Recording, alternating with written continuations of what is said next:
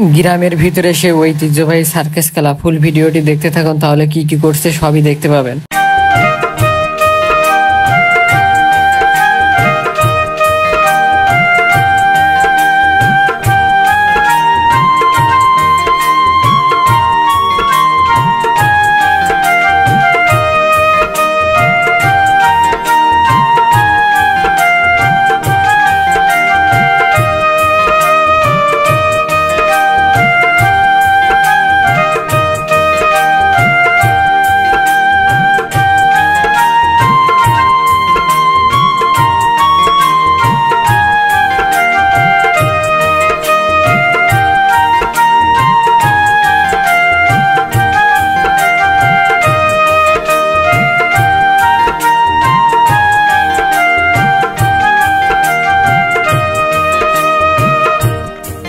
গ্রামে আগে এটা হতো না, কিন্তু কিছুদিন যাবত আবারও এটা শুরু হলো। গ্রামের ভিতরে যে ঐতিহ্যবাহী এত সুন্দর সুন্দর সার্কাস খেলা, আপনারা দেখেই বুঝতে পারছেন যে কিভাবে সার্কাস খেলাগুলো দেখাচ্ছে। দেখেন কিভাবে সে বল করে। সেটা ফুল ভিডিওটা না দেখেও বুঝতে পারবেন না, সম্পূর্ণ ভিডিওটি দেখুন ধৈর্য ধরে, তাহলে সবই দেখতে পাবেন যে আরো কি কি করছে। প্রথমগুলো তো দেখে আসলেন, এখন দেখেন সে কিভাবে বলগুলো ঘোরাচ্ছে।